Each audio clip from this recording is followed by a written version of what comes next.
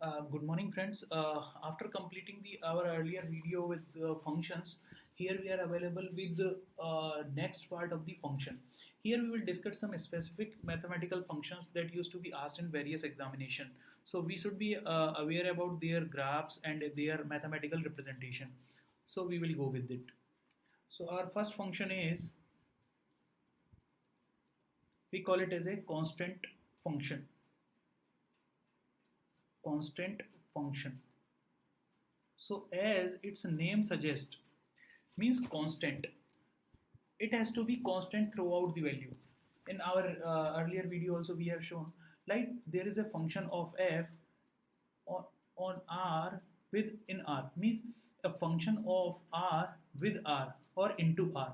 So if it is something like y is equals to fx and x belongs to r, then it will be a, that is constant.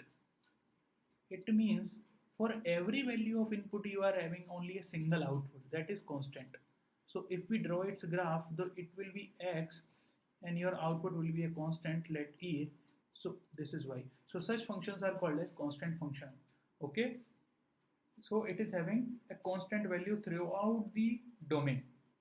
So if somebody asks what is the domain of this function, so your domain is R, total R, full real numbers are the domain. What is the range? If somebody asks you what is the range, range actually range is A only. Why? Because it is having a single output. So as I told you, range is the set of the output element. So its range will be A only. Correct? So we will go with the next function. Next function is called as identity function.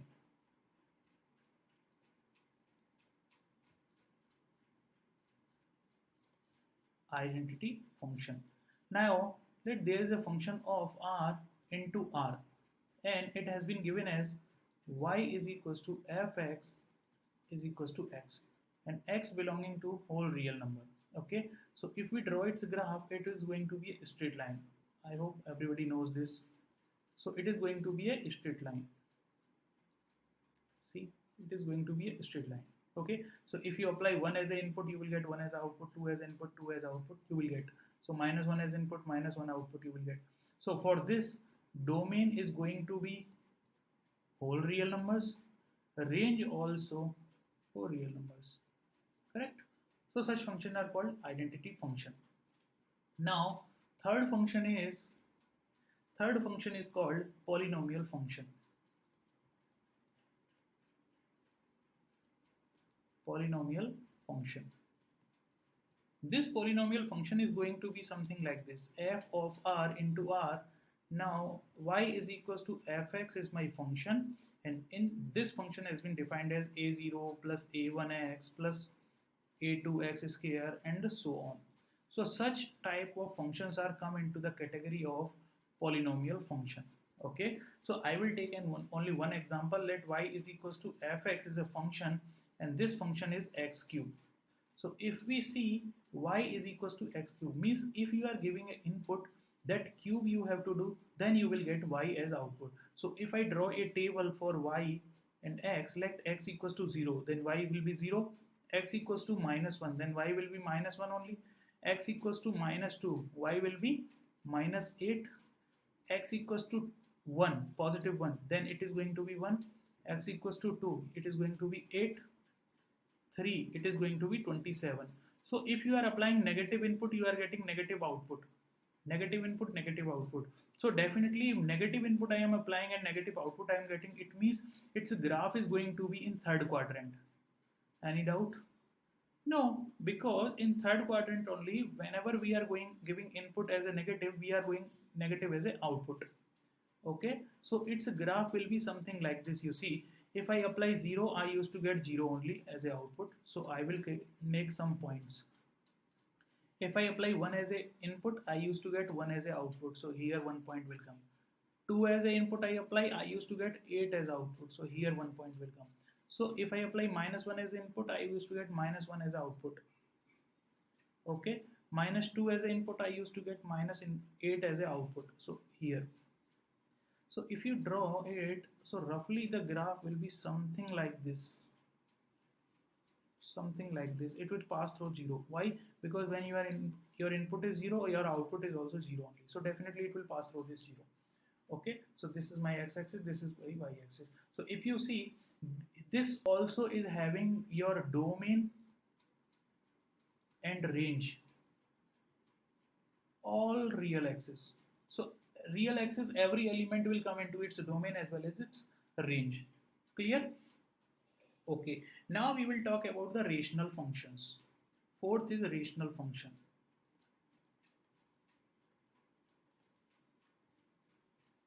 Rational function.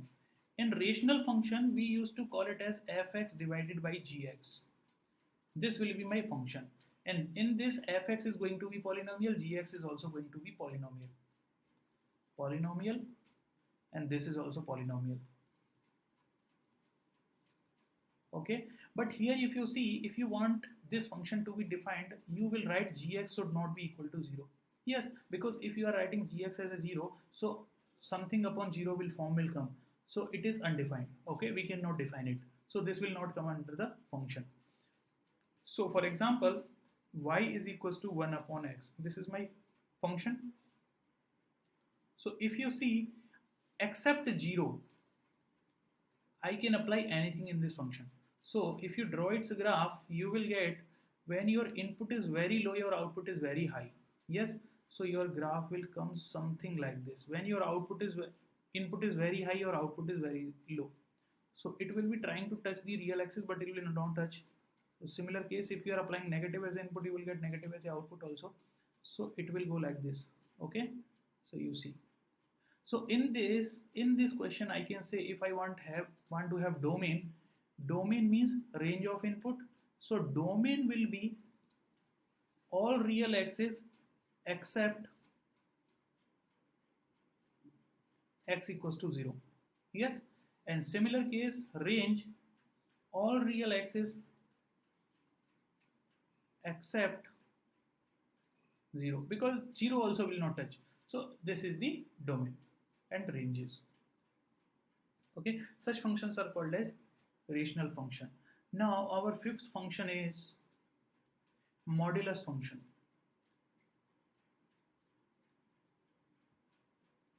Modulus function. How does it define?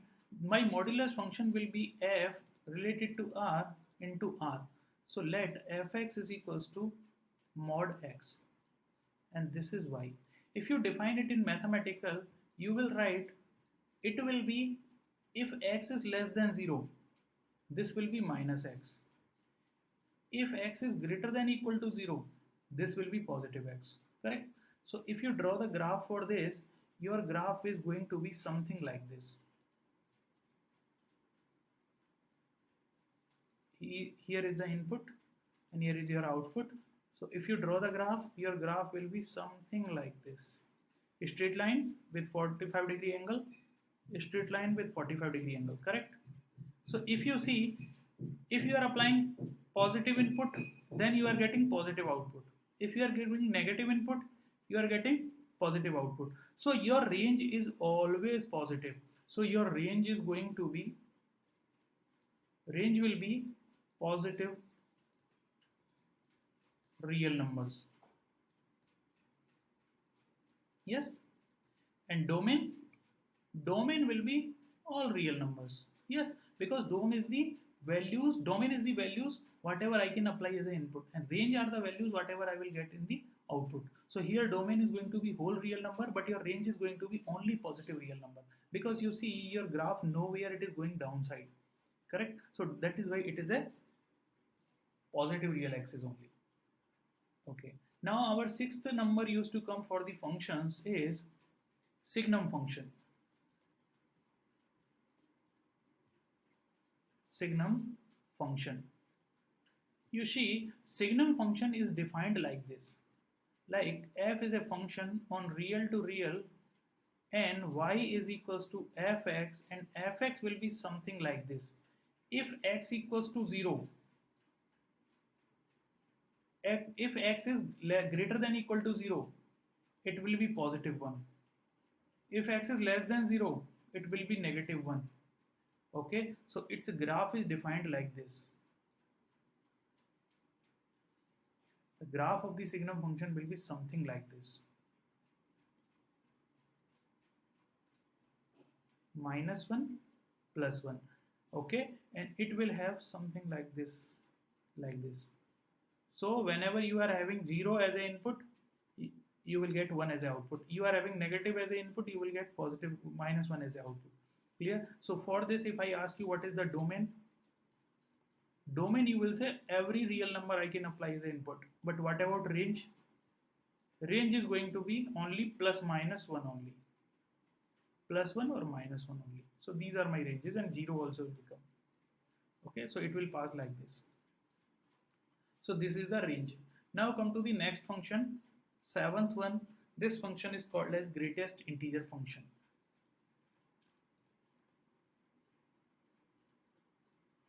Greatest integer function. In this function is related with r into r, and this function will be given as y is equals to f of x and will be in this sign. Your x will be in this sign. So greatest integer function sign is like this, big bracket. Okay, in this input will come. So actually its property is something like this. I will write it here. When you are applying x is lying between 0 to 1, your output is going to be what? 0. If you are applying your input as 1 to 2, your output will be 1. If your input is going from -1 to 0, your output will be -1. If your output is going from -2 to -1, your output will be -2. So this is the property of this function. You see, you are applying a number as input that is lying between 0 to 1. Then output will be 0. It means if you are making a table like this, let's suppose you have applied 0.2. So this number is lying between 0 to 1. So your output will be 0 only. If you are applying an input as 0.5, so this is also 0 only. 0.9, 0. 1 as you will apply, you will get 1 as output. If you apply 1.5, you will get 1 as output. 1.9 you will apply, you will get 1 as output. Now you apply -0.9, you will get -1 as output. -0.99, you will get -1 as output. -3, you will get as a -3 as output. Okay, so this is the greatest integer function. So it will take any value of input. So you see your domain is whole real axis. Any number you can apply. But what about range? Range is only plus minus integer, where n is integer. N is integer. So it will give only integer as a output. Okay. So plus minus all integers will come as a output for this function. So that is why we call it as a greatest integer function. And this is the sign for this function. Okay, so your input will be going into this bracket. After that only your output will come, and your output will come in this manner by using this table. Okay, I hope this will be useful for you. Thank you.